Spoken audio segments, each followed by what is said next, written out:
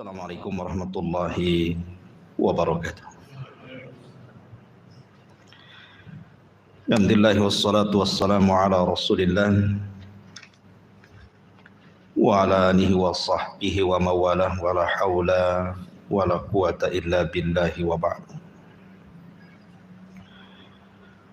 Qala Allah azza wa jalla ya ayyuhalladzina amanu taqullaha haqqa tuqatih wa la tamutunna illa wa antum muslimun amma ba'du. Ma'asyiral muslimin yang dimuliakan Allah Subhanahu wa taala. Alhamdulillah di malam hari ini kembali kita bisa duduk untuk bertalabul ilmi. Dan sekali lagi kajian tafsir kita hentikan dulu karena kita masih akan membahas seputar Ramadan. Hadirin dan hadirat yang dimuliakan Allah Subhanahu wa taala. Di dalam Al-Qur'anul Karim Allah Subhanahu wa taala berfirman, "Syahrul Ramadan alladzi unzila fihi al-Qur'an."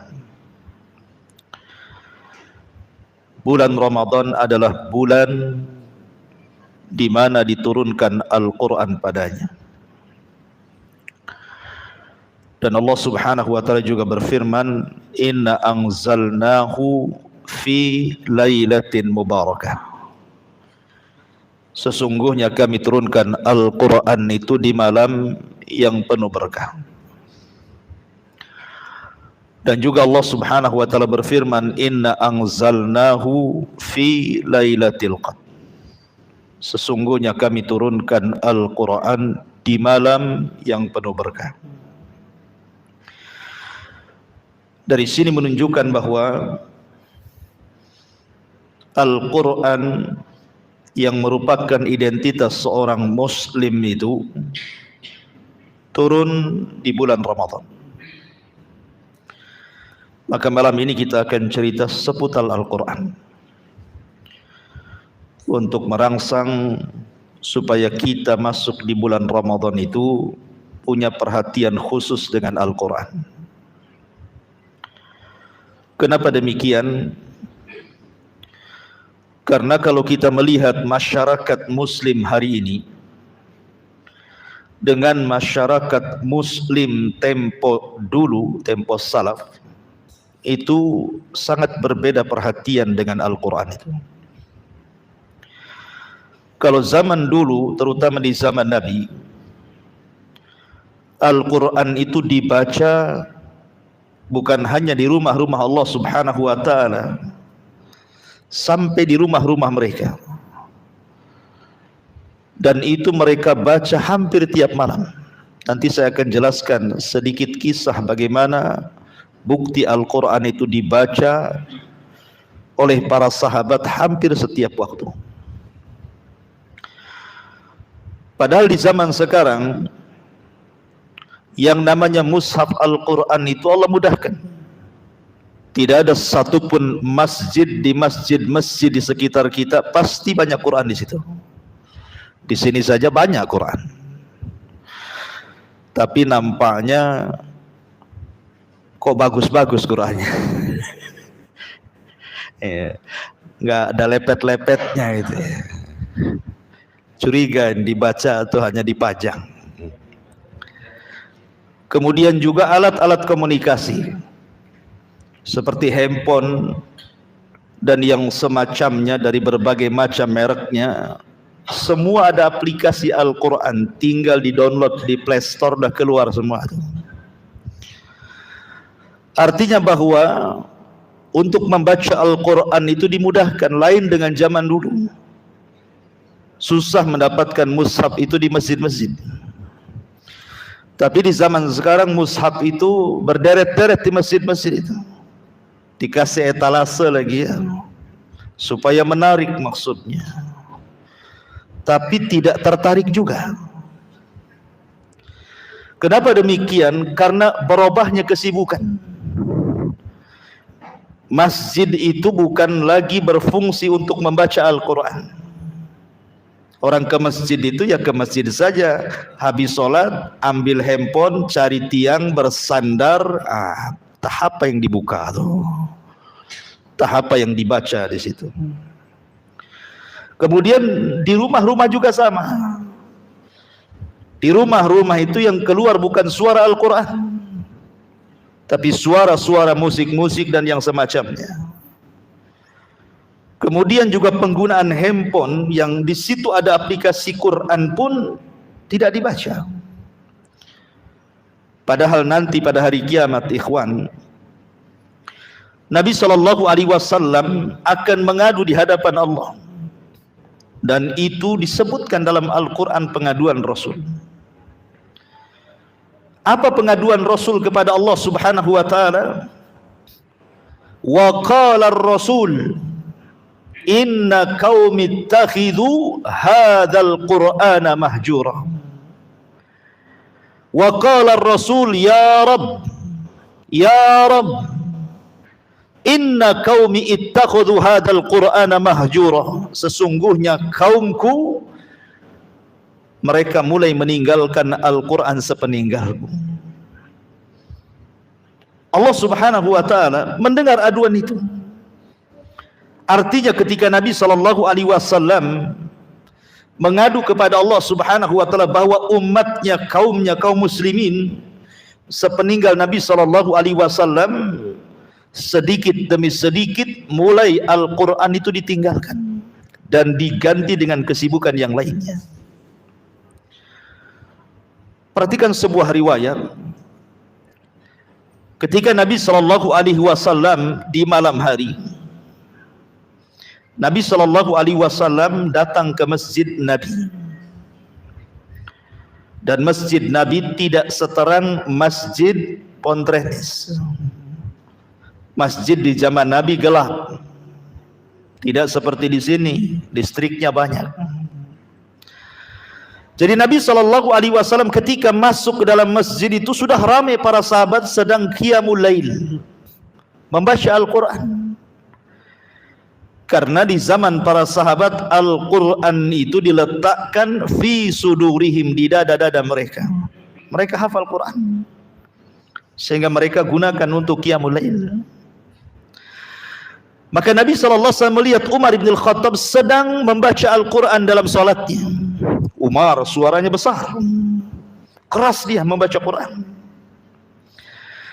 Kemudian Nabi SAW duduk di belakang Umar sambil mendengarkan qiraahnya Umar bin Al-Khattab.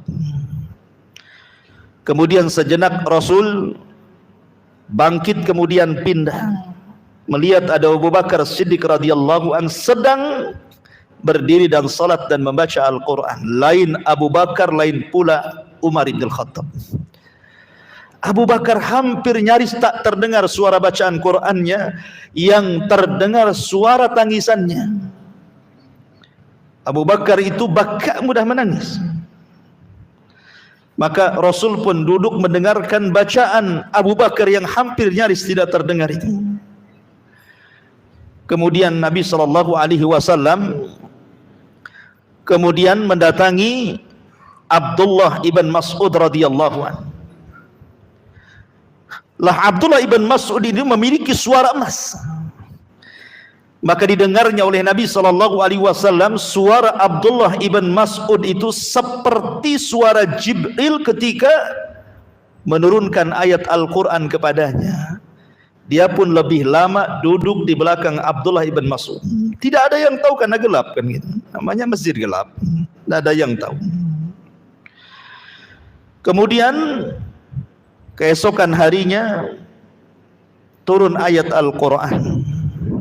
Qul ud'ullah awid'ur rahman ayyama tad'u falahul asma'ul husna wala tajhar bisalatik wala tukhafit biha wabtagi baina dzalika sabila. Wala tajar bi salatik, jangan kau keras-keras bacaan Qur'anmu dalam salatmu. Artinya isyarat kepada siapa? Umar. Jangan teriak-teriak baca Quran ketika salat. Wala tukhafit, dan jangan pula kemudian lirih sehingga hampir nyaris tak terdengar. Maksudnya siapa? Abu Bakar. Wabtagi baina dzalika sabila, tapi ambillah tengah-tengah. Jangan seperti Umar, jangan pula seperti Abu Bakar. Jadilah seperti Abdullah ibn Mas'ud. Tidak terlalu kencang teriak-teriak, tidak pula terlalu lirih sehingga orang tidak dengar. Ma'asyiral muslimin yang dimuliakan Allah Azza wa Jalla, menunjukkan apa? Di zaman para sahabat Rasul, masjid itu penuh dengan para sahabat yang membaca Al-Quran tengah malam. Kalau antum tengah malam ke masjid, ada orang enggak? Jangan lagi cerita baca Quran, ada orangnya enggak? Gitu aja ya. Sebab baca Quran itu harus ada orangnya. Kalau gelap-gelap kok ada orang baca Quran, itu jangan-jangan jin yang baca Quran. Suatu ketika Nabi SAW duduk di belakang jidar tembok gitu ya, kayak tembok seperti ini. Dia mendengar ada suara Al-Quran keluar dari Masjid Nabawi. Suaranya indah sekali. Sampai selesai Nabi SAW mendengarkan suara Quran itu keluar dari masjid. Setelah kemudian selesai membaca Quran sahabat tersebut, maka Nabi SAW kemudian memanggil Abu Bakar dan Umar. Kemudian mengatakan, ya Aba Bakrin wa ya Umar, wahai Abu Bakar dan Umar, maukah engkau memperdengarkan suara yang sangat indah? Kemudian kata Rasul, man arada an yasma'al Qur'ana ghaddan tariyan kama unzil falyaqra ala ibni ummi abdin. Siapa yang hendak mendengarkan suara Al-Quran ketika Jibril turun kepadaku dan mewahyukan Al-Quran dari Allah, kau perdengarkan suara ibnu ummi abdin itu. Suaranya sama dengan Jibril. Maksudnya siapa? Abdullah ibn Mas'ud. Begitulah di zaman para sahabat, masjid itu penuh dengan bacaan Quran. Kalau sekarang siang-siang antum cari masjid, penuh dengan orang tidur tuh, istirahat di masjid gitu ya. Ma'asyiral muslimin yang dimuliakan Allah Azza wa Jalla. Terus bagaimana dengan buyutul muslimin, rumah-rumah kaum muslimin? Suatu malam Nabi SAW keluar malam-malam itu. Rupanya melewati beberapa rumah. Semua dari rumah-rumah Ansar itu, rumah-rumah yang ada di kota Madinah itu, keluar suara Al-Quran. Subhanallah, hampir setiap rumah keluar suara Al-Quran. Tapi Nabi SAW terhenti di sebuah rumah. Di situ ada suara yang sangat merdu luar biasa. Nabi pun takjub, kemudian duduk di samping rumah itu sampai mendekati fajar, mendengarkan suara Al-Quran yang dibacakan sahabat dalam rumah itu. Ketika mendekati fajar, Rasul langsung bergegas pulang karena ketahuan para sahabat atau ketahuan orang yang membaca Quran di rumah itu. Kemudian Nabi SAW salat fajar. Selesai salat fajar, Nabi SAW kemudian memanggil Abu Musa al-Ash'ari radhiyallahu anhu. Rupanya semalam yang membaca Quran itu siapa? Abu Musa al-Ash'ari radhiyallahu anhu. Kemudian mengatakan, ya Aba Musa, kalau engkau tahu apa yang ku dengar dari lisanmu tadi malam, sungguh luar biasa.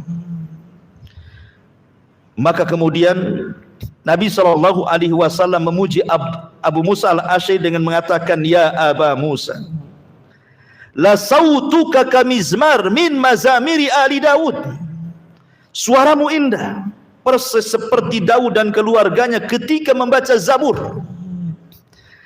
Ketika mendengar pujian dari Rasul, Aba Musa menangis dan mengatakan, "Ya Rasul, sekiranya semalam engkau mendengarkan suaraku, tentu aku akan perindah lagi suaraku untukmu."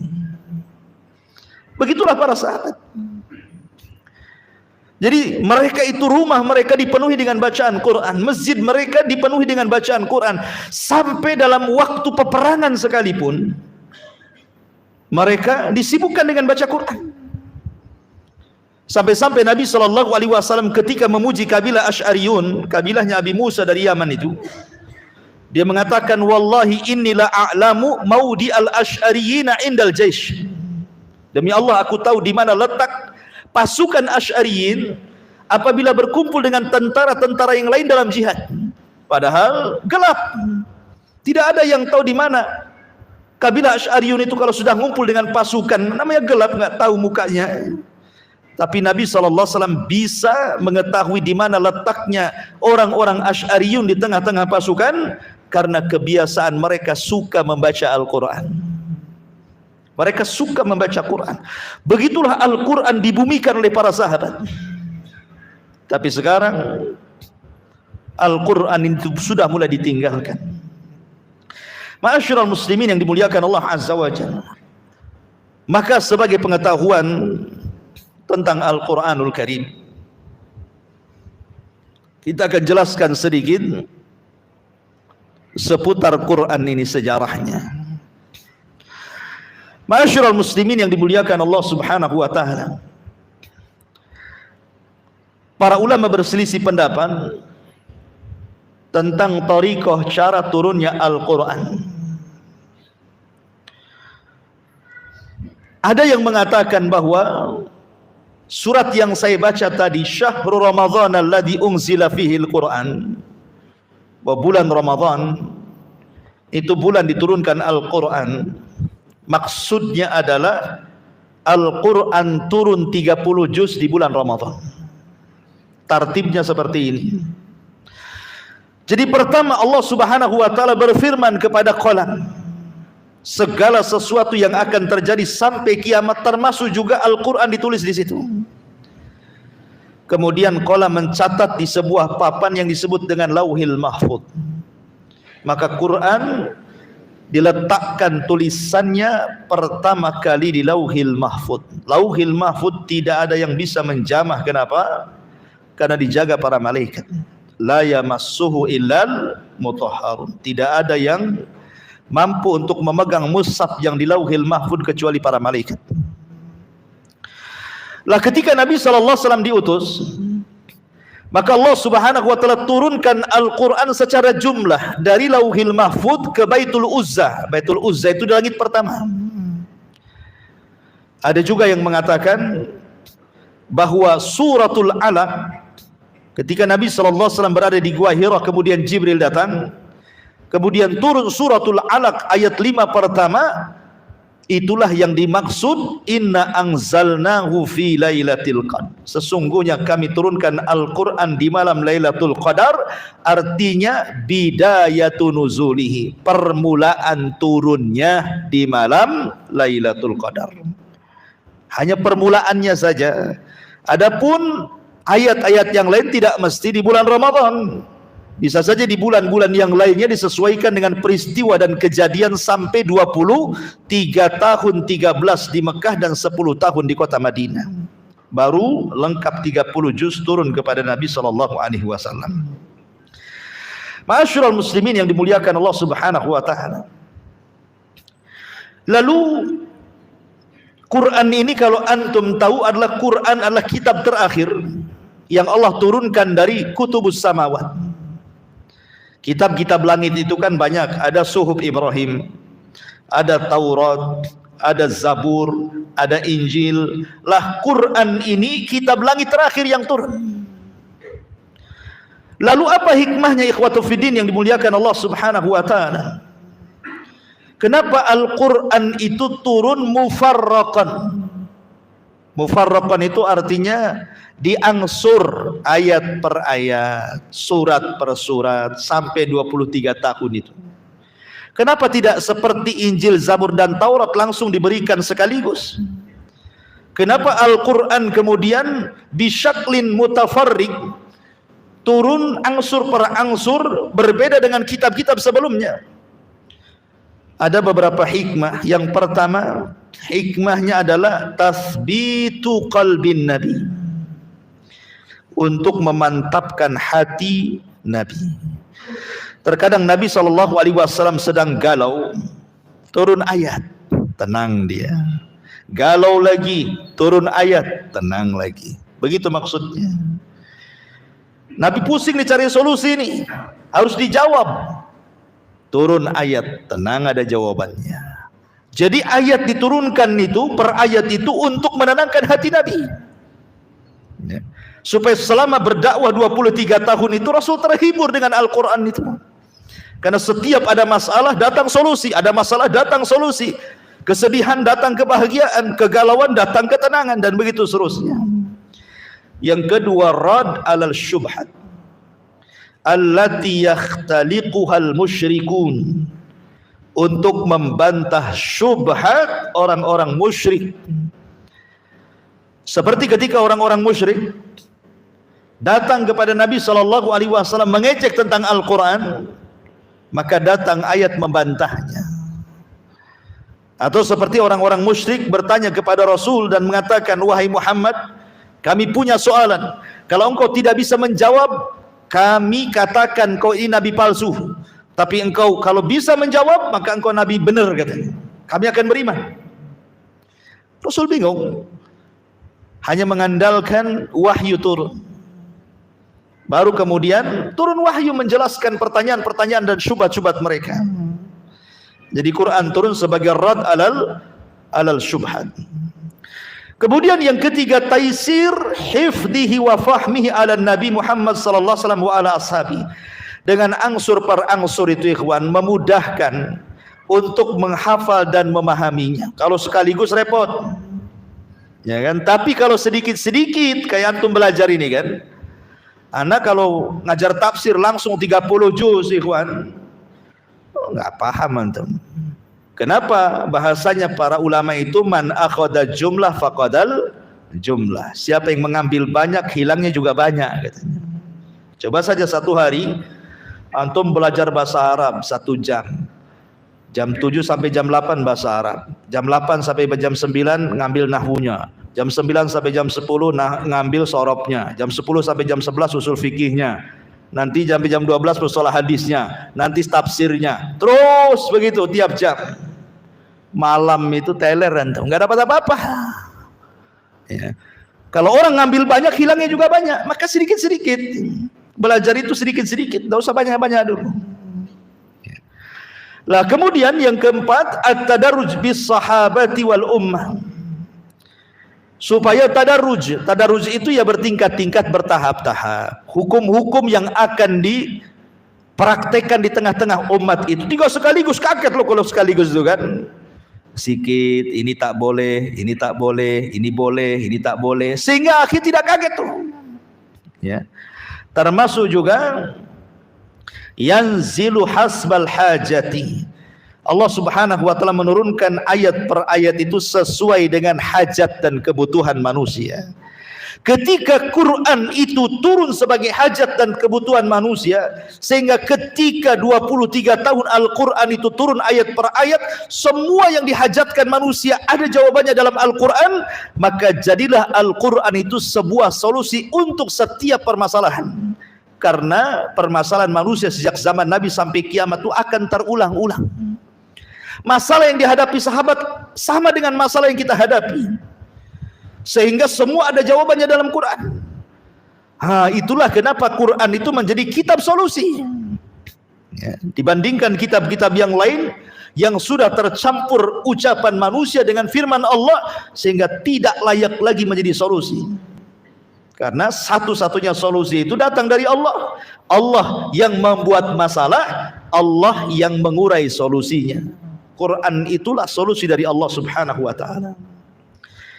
Ma'asyiral muslimin yang dimuliakan Allah Azza wa Jalla, maka penting memberikan solusi. Nah, sekarang kalau seandainya 300 ayat dihapus dalam Al-Quran, berarti 300 solusi, tidak ada jawabannya tuh. Kan itu ya. Kalau sampai 300 ayat dihapus, berarti 300 masalah hilang.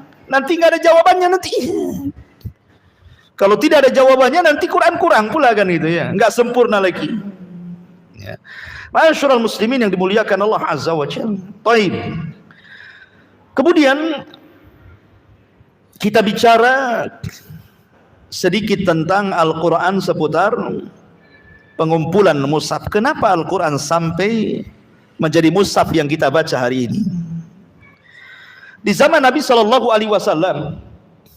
orang-orang yang hafal Quran itu banyak sekali, karena mereka memang fokusnya menghafal, tidak ada yang mencatat. Tetapi orang-orang Ansor berusaha, mereka di zaman Rasul sudah mengumpulkan Al-Quran, tapi tidak banyak. Maksudnya yang mencatat lewat catatan.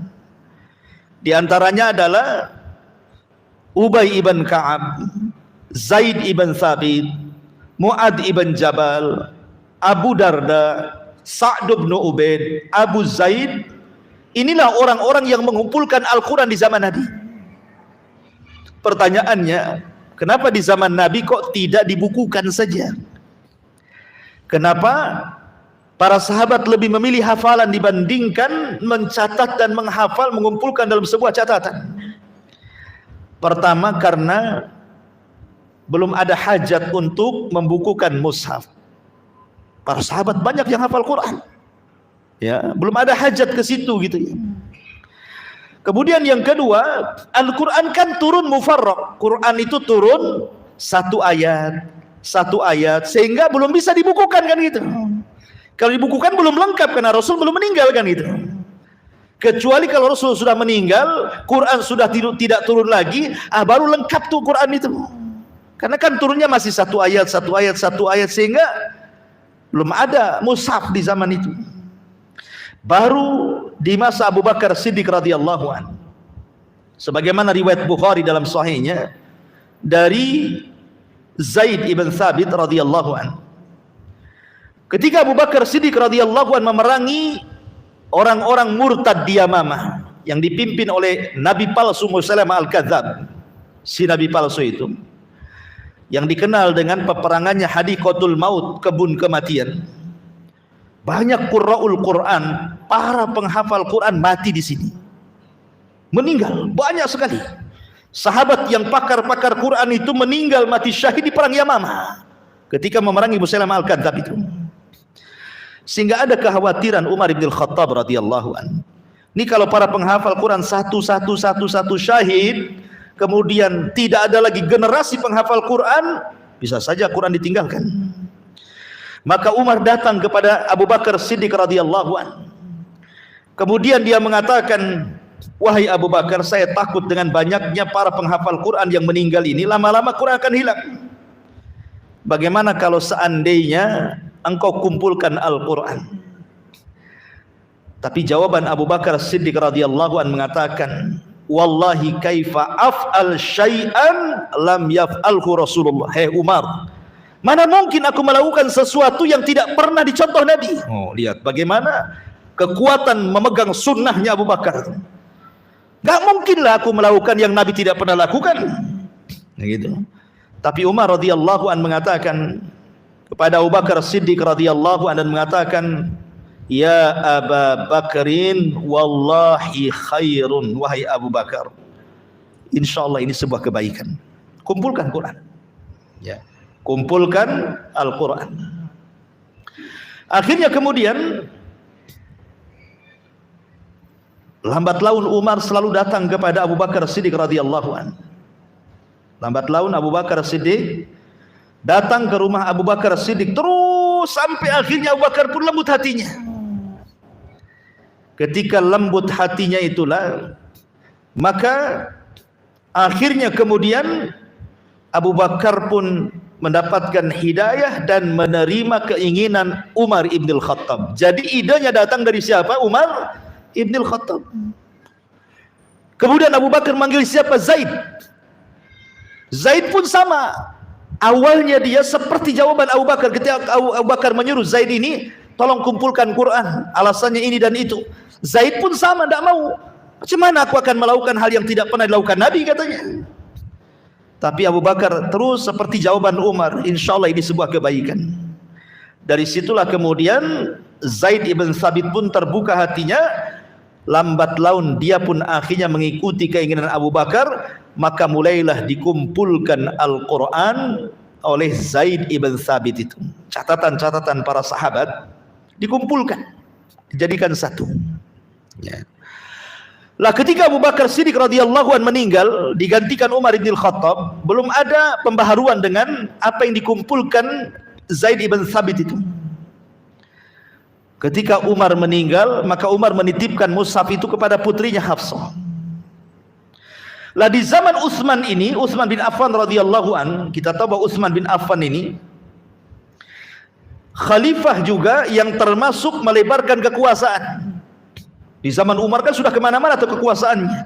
Di zaman Utsman itu dilebarkan sampai ke Syam, sampai ke Mesir, sampai ke Irak, sampai ke Persia, sampai ke daratan Afrika, sampai nyebrang lautan pasukan itu. Belum ada pasukan yang nyebrang lautan kecuali zaman Utsman, dipimpin Muawiyah bin Abi Sufyan. Nyebrang lautan betul tuh. Rupanya ketika terjadi peperangan, ketika hendak membebaskan kota Armenia dan juga Azerbaijan itu, satu dengan yang lain para sahabat berselisih pendapat tentang qiraah. Masalahnya sampai kemudian menyalahkan satu dengan yang lainnya. Dan gara-gara perselisihan ini hampir mereka berselisih dan hampir mereka perang gara-gara perbedaan qiraah. Ya, umpamanya ada yang memakai huwa, ada yang tidak memakai huwa gitu ya. Innallaha huwal ghafurur rahim. Innallaha ghafurur rahim. Gara-gara huwa masalah gitu. Ya, gara-gara ada tambahan huwa, padahal artinya kan tidak merubah gitu ya. Tetapi kemudian perkara ini dilaporkan oleh Hudzaifah bin Yaman berdasarkan kisah Anas bin Malik radhiyallahu an yang dicantumkan dalam Bukhari. Hudzaifah datang kepada Utsman dan mengatakan, ya Utsman, ketika kami memerangi ahli Syam dan membuka Armenia dan Azerbaijan ini bersama penduduk Irak, para sahabat berselisih sampai melemahkan pasukan gara-gara perselisihan qiraah ini. Kata Hudzaifah kepada Utsman, sebaiknya wahai Utsman jangan sampai mereka berselisih seperti orang-orang Yahudi dan Nasrani berselisih gara-gara bacaan Al-Quran. Sebaiknya kau mengambil keputusan dengan cara apa? Buatlah Al-Quran yang resmi supaya jangan ada lagi khilaf perselisihan. Maka dari sini kemudian tepat pada 25 Hijriah, pada kekuasaan Utsman bin Affan radhiyallahu an, maka Utsman menerima idenya Zaid ibn Thabit, dipanggilah 3 ulama besar di zaman itu yang dikepalai oleh Zaid ibn Thabit, karena dia juga yang mengumpulkan Al-Quran di zaman Abu Bakar kan itu. Kemudian juga di zaman Rasul dia pula yang dipercaya untuk Quran diambil, Zaid ibn Thabit ini. Kemudian dibantu oleh Abdullah ibn Zubair, kemudian Sa'id ibn As, dan juga Abdurrahman ibnul Haris ibn Syam. 3 sahabat, 1 tabi'in. 4 orang ini ditugaskan Utsman untuk mengumpulkan seluruh mushaf, karena ketika itu masing-masing daerah itu punya mushaf sendiri-sendiri. Contohnya umpamanya di Mekah gitu ya, orang-orang Mekah itu memegang kepada mushafnya Abdullah ibn Sa'id. Kemudian di Syam mereka berpegang kepada mushafnya Al-Mughirah ibn Syihab. Kemudian juga di Kufah mereka berpegang kepada mushafnya Abu Abdurrahman As-Sulami. Kemudian di Basrah mereka berpegang kepada mushafnya Amir ibn Qais. Kemudian di Madinah juga mereka berpegang kepada mushaf yang dikumpulkan oleh Zaid ibn Thabit. Tetapi Utsman ibn Affan dari sini menunjukkan bahwa Quran di zaman itu kan sudah menyebar, maksudnya sudah ada mushaf, tetapi masing-masing catatan dan qiraah yang berbeda-beda kan gitu ya. Artinya di Syam ada, di Basra ada, di Kufah ada gitu. Tapi Utsman bin Affan radhiyallahu an menghendaki memilih qiraah yang ada di kota Madinah. Kenapa? Karena Rasul tinggal di situ. Sahabat juga tinggal di situ. Artinya mereka lebih memahami qiraah Al-Quran. Bahasa Quraisy yang mereka pakai di situ. Dan Quran juga turun dengan bahasa Quraisy, dengan bahasa Arab Quraisy gitu ya. Maka Utsman bin Affan memilih agar yang lain mushaf-mushaf tadi itu dibakar. Sudah kita tetapkan saja mushaf yang menggunakan lugah Quraisy, bahasa Arab yang cocok lahjanya dengan orang-orang Quraisy, karena Rasul memang di situ. Orang Quraisy turun Quran juga di situ, para sahabat juga lama di situ gitu ya. Maka Utsman menentukan ini saja yang kita pakai, yang lain bakar. Supaya jangan ada perselisihan lagi. Dan ini isyarat dalam Al-Quran, inna nahnu nazzalna dzikra wa inna lahu lahafidun. Kami yang menurunkan Al-Quran, kami yang menjaganya. Al-Quran terjaga. Setelah itulah maka disematkan mushaf yang kemudian diresmikan oleh Utsman sebagai Rasmi Utsmani, atau bahasa kita Mushaf Utsmani.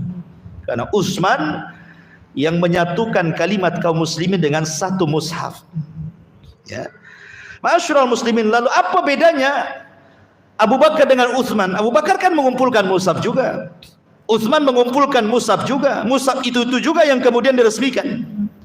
Bedanya kalau Abu Bakar Siddiq radhiyallahu anhu karena takut kalau Al-Quran hilang, makanya Abu Bakar mengumpulkan mushaf. Tapi di zaman Utsman ini karena masyarakat kaum muslimin berselisih soal qiraah, maka Utsman jangan sampai mengakibatkan perselisihan para sahabat persis seperti ikhtilaful Yahudi wan Nasara, perselisihan orang-orang Yahudi dan Nasrani. Maka Utsman menyatukan kalimatul muslimin, kalimat kaum muslimin.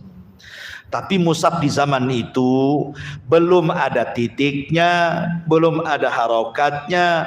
Kalau antum dikasih mushaf Utsmani yang pertama kali ditulis, nggak akan bunyi antum.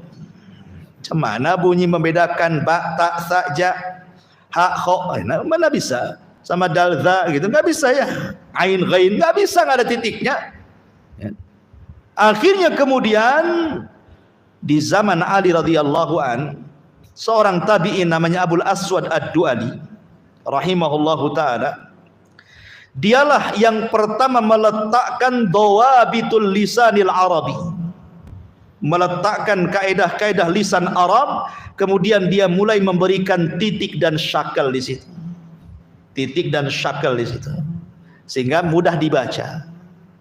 Tapi belakangan kemudian datang Abu Al-Farahidi, ya, dia mulai kemudian memasukkan ilmu nahwu ke dalam Al-Quran supaya jelas ujung-ujungnya itu dibaca an, in, un. Nah, kan harus jelas tuh ujungnya dibaca apa gitu ya.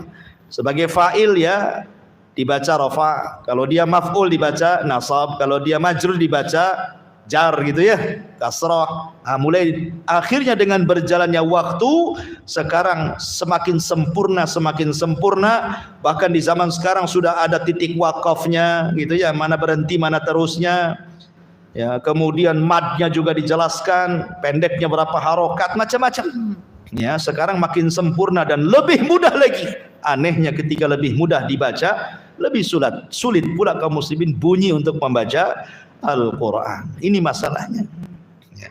Ma'asyiral muslimin yang dimuliakan Allah Azza wa Jalla, sedikit kita hitung-hitungan matematika tentang adadus suwar Al-Quran. Berapa jumlah surat dalam Al-Quran, berapa ayat dalam Al-Quran, berapa juz dalam Al-Quran, apa surat yang pertama turun, apa surat yang terakhir turun. Nah, kita akan bahas sedikit. Pertama, adadu suratil Quran. Jumlah surat dalam Al-Quran itu 114. 114 surat. Lah 114 surat ini ikhwatu fiddin yang dimuliakan Allah Subhanahu wa taala, itu terbagi turunnya, ada yang turun di Mekah, ada yang turun di Madinah. Jadi 114 surat ini ada yang turun di Mekah dan ada yang turun di kota Madinah. Taib. Berapa yang turun di kota Madinah? dan berapa yang turun di kota Mekah. Sebagian para ulama ma'asyiral muslimin yang dimuliakan Allah Subhanahu wa taala, kalau ayat-ayat itu turun di kota Madinah atau di kota Mekah, berarti ayat itu disebut apa? Makkiyah. Tetapi definisi yang benar bukan seperti itu Makkiyah itu. Definisi yang benar itu ayat yang turun sebelum hijrah. Kalau Madani, ayat yang turun setelah hijrah. Bukan kalau turun di Mekah dia Makkiyah, turun di Madinah dia Madani, bukan. Karena ada juga turun di Mekah tapi dia Madani. Ada juga turun di Madinah dia Makki gitu ya. Jadi definisi yang benar adalah Makkiyah dan Madaniyah itu ditentukan oleh hijrah. Sebelum hijrah Makkiyah, setelah hijrah Madaniyah. Begitu ya. Taib. Kemudian adapun tentang masalah jumlah tadi menjadi perselisihan para ulama ikhwatu fiddin dimuliakan Allah Azza wa Jalla soal jumlah tadi. Taib. Kita kembali kepada awal turun dulu ya. Sebenarnya turun Al-Quran pertama itu surat apa? Ada yang mengatakan suratul Alaq, ada yang mengatakan surah Al-Mudaththir. Tapi ulama berusaha menjamak bahwa maksudnya suratul Alaq itu maksudnya ketika Rasul diangkat jadi nabi. Adapun surah Al-Mudaththir itu ketika diangkat menjadi Rasul. Dan surat-surat yang pertama-tama turun adalah suratul Qalam, surah Al-Mudaththir, surah Muzammil, surah Duha, dan surah Al-Lail. Itu surat-surat yang awal-awal turun. Selepas itu kemudian banyak surat-surat yang turun setelahnya. Lah ketika Nabi SAW berada di Mekah, maka sekitar 13 tahun Nabi SAW berada di Mekah itu turunlah sekitar 83 suratan, 83 surat. 83 surat turun di kota Mekah. Banyak berarti ya di Mekah itu surat-surat yang turun, tetapi berkenaan kebanyakan masalah tauhid. Ada yang mengatakan 85, ada yang mengatakan 83, pokoknya sekitar itulah surat yang turun di kota Madinah, di kota Mekah. Adapun di kota Madinah ada yang mengatakan sekitar 31. 31 itu artinya 31 surat. Ada yang mengatakan 29 surat.